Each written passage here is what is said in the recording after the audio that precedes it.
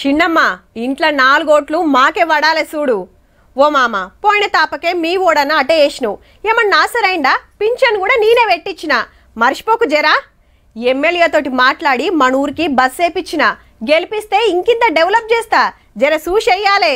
ఇగో గిట్ల నడుస్తున్నది ఊర్లల్లా. ఆల్రెడీ జోరుగా ప్రచారాలు షురువైనాయి. ఇంకో 10 రోజులైతే ఊర్లకు కొత్త సర్పంచులు వార్డు మెంబర్లు వచ్చుడే. ఇక రైట్, నామినేషన్ లేసుడు కూడా వచ్చింది. కర్నాడు చాలా మంది వచ్చారు కాగితాలు పట్టుకొని. ఇప్పుడు తప్పితే మళ్ళీ 5 ఏళ్ల దాకా ఎయిటింగ్ చేయాలన్నాయే. అప్పటి వరకు రిజర్వేషన్ ఎట్లుండేది తెలియదు కాబట్టి ఛాన్స్ వచ్చినప్పుడే సగబెట్టిరు అన్నట్టు. ప్రపోజ్ చేసేటోళ్ళు 3 అన్నారు. ఇంతకుముందు ఏంటంటే ఒక క్యాండిడేట్ బలపరిచలు ఉంటే సరిపో. ఇప్పుడు బ్యాంక్ అకౌంట్ అంటే బ్యాంక్ వాళ్ళు ఇస్తారు. ఇప్పుడు నిలుచున్న వాళ్ళకి చాలా ఇబ్బంది అవుతుంది. కరీంనగర్ జిల్లా లక్ష్మీదేవి పల్లె లాగి స్వామి 1000 రూపాయల చిక్కలు పట్టుకొని వచ్చిండు నామినేషన్ కు. మున్పు వార్డు మెంబర్ గా నిలబడితే ఒక్క ఓటుతో ఓడిపోయిండట. నేను గతంలో ఇద్దరికి సమానంగా ఓట్లు రావడం వల్ల రీకౌంటింగ్ పెట్టడంతో ఒక ఓటు తక్కువ రావడం వల్ల నేను ఒక ఓటుతో ఓడిపోయాను. ఇప్పుడు అనిపించింది ఒక్కోటు అంటారు, ఒక్కోటు ఎంత ముఖ్యం అనేది ఇప్పుడు అనిపించింది నాకు. ఆదిలాబాద్ జిల్లా ఎమ్మాయికుంటల ఒక కుటుంబంలో 3 అన్నదమ్ములు నామినేషన్లు వేసిండ్రు.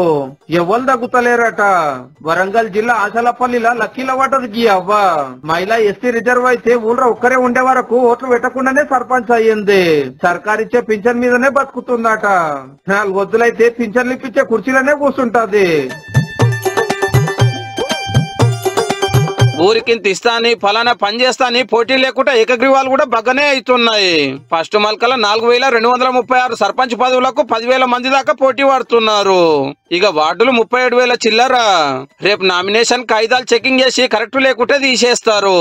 గట్లనే ఏమన్నా కంప్లైంట్ ఉంటే సోమవారం చెప్తే మంగళవారం తస్వా చేస్తారు. పోటీ వద్దు అనుకునేటోళ్ళు బుధవారం కాగితాలు వాపస్ తీసుకోవచ్చు. ఇక అప్పుడు ఎందరు పోటీలు ఉన్నారో చూసి గాళ్ళకి గుర్తులు ఇస్తారు ఆఫీసర్లు. ఆ కాంచెలి ఇంటింటికి తిరుగుడు, గుర్తులు చూపించుడు జోరుంటది.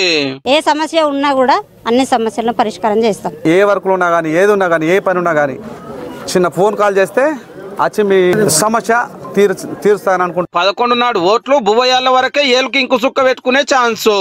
అటెంక ఓట్లు లెక్క పెట్టి మీ ఊరు సర్పంచ్ ఎవరో మీ వార్డు మెంబర్ ఎవరో చెప్తారు. ఉప సర్పంచ్ డిసైడ్ చేసేది కూడా గా రోజే.